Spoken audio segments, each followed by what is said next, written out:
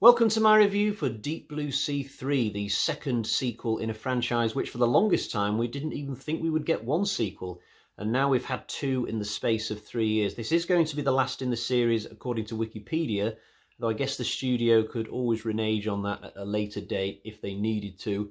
Now, there will be spoilers today, but I will give you an additional warning when I'm about to get to those. I am sort of aware that this is a 2020 movie, it's not been out very long, etc, etc. I thought I'd wear my very oceany t-shirt today with lots of blues. No, pure coincidence, I only noticed that a couple of minutes ago. The story for this has a completely different set of characters and actors, but it's not a standalone film. It's heavily linked to the first two, especially the second one. I will give you a quick synopsis, but I'm going to assume that you've at least seen Deep Blue Sea 2. If I explain the stories for 1, 2 and 3, it would get quite boring for most people. So the bull sharks which escape at the end of number 2 are also the big bad villains of number 3, and by mostly a coincidence they head towards this weird floating shanty village just off the coast of Mozambique. That's probably a hard thing to picture in your head if you've not seen this film. I will add that you can't see the shore from this weird floating village thing. Supposedly it can fit 100 people on it, but at the time that this movie starts, there's only 2 people left. It's a mostly abandoned place. There's also a group of 4 American marine biologists who are staying on the island studying fish or something. So in total, there are 6 characters living on the island. There's also another 5 characters heading towards the island in a boat. These guys are mercenaries sent by the same pharmaceutical company who were funding Carl Durant in the second film. Their goal is to either capture or kill the bull sharks. I'm not sure which, actually. Their story kind of changes a bit during the movie. So in total, when the 2 groups come together on the island, there are 11 characters, lots of potential shark fodder. I praise the second film for having 9 distinct characters. This time we have 11. We're upping the gore. Now, I'm going to start with the positives today because I think this is a decent horror film, but I get the impression in the wider world there's not that much love or even desire for these very late sequels to Renée Harlin's original. So anytime there's a guy like me who actually really enjoyed not just this film but the one before it, I kind of feel like I have a responsibility to shout from the rooftops that yes, these films are worth watching. So we'll lead with the good. There will be some negatives further along. This is by no means a great movie. Incidentally, if you were waiting for my second spoiler warning, here it is. It's now time to go away and watch the movie and then come back. So let's begin with the story. We'll leave the sharks aside for now. This is a really absorbing and unpredictable story because you have these 2 groups of people coming together at the start of the movie. There's all sorts of conflict and arguments over issues like conservationism and who's in charge.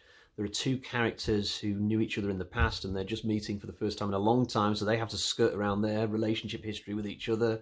And we find out about halfway through the film that actually these mercenaries who come from the pharmaceutical company are kind of evil. They're willing to kill members of the other group in order to get what they want.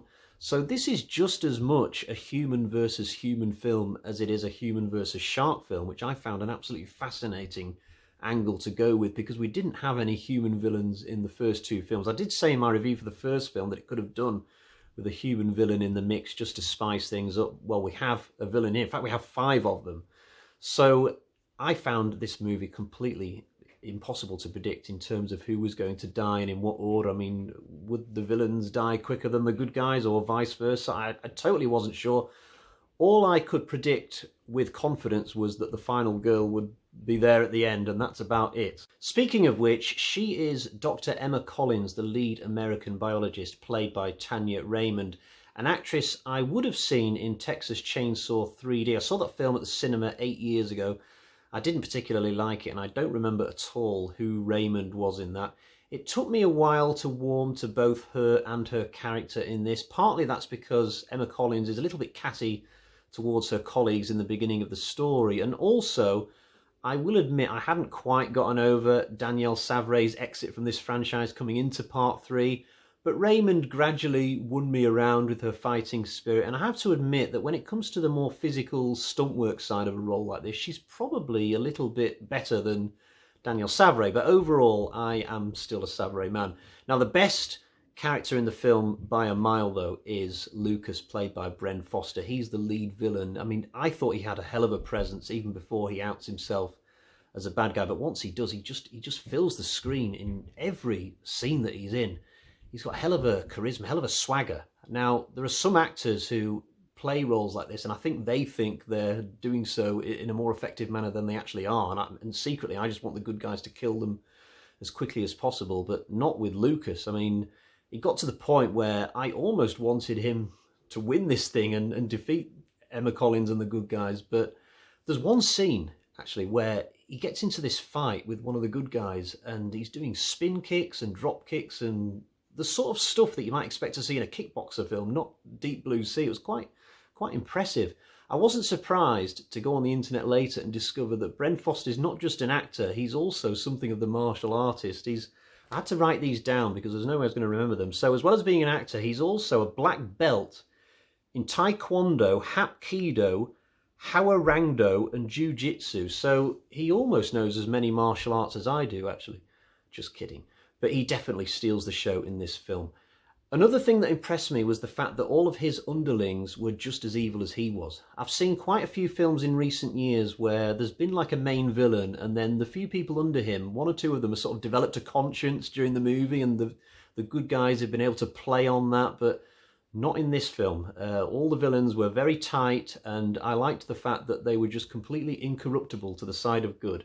Not quite so incorruptible is the one great white shark in this. For some reason, it refuses to eat Emma Collins, despite getting several opportunities to do so. It just seems to form some kind of friendship with her. I'm not entirely sure that's realistic great white behaviour. At the end of the film, it swims up to her escape boat as she's getting away, and as if to say, "Oh, you're going now, are you? Okay, see you." And then it turns around and swims back the way it came. Jaws, the friendship. Thankfully, so we have a movie to enjoy. The bull sharks aren't quite so willing to turn. They are fully invested in eating everybody and everything in their path. The death of the final bull shark. I'm going to make a big statement here. It's the best death of a shark at the end of a movie like this I have ever seen. It's even better than the classic, "Smile, you son of a bitch."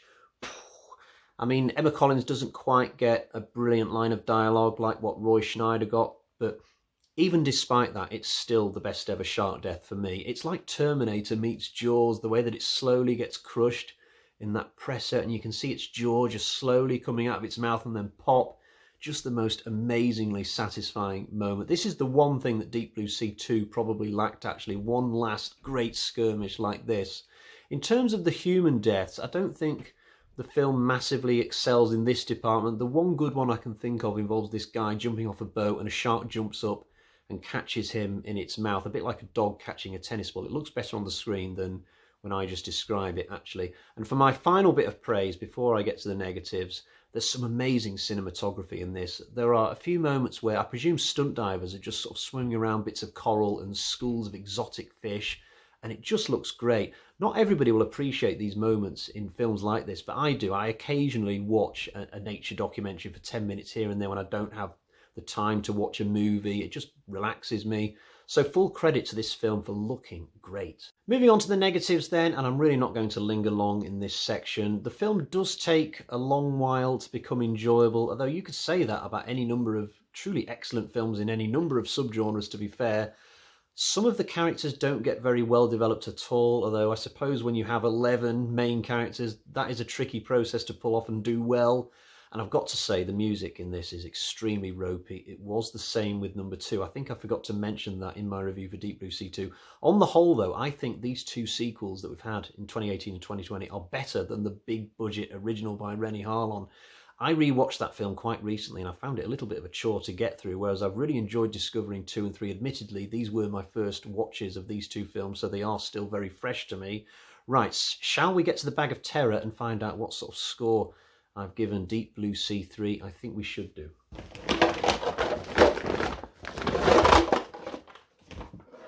So we have 1, 2, 3, 3.5 bloody axes out of 5. That's a very good score. The same score that I gave Deep Blue Sea 2. I never thought that would be possible, that this film could rival number 2, given the fact that Danielle Savray did not come back for this. It just goes to show there are always more sharks in the sea. Sorry. Now, there will be a pin for the horror locations map today because this film technically takes place in the waters of Mozambique, that country which is just off the southeast coast of Africa.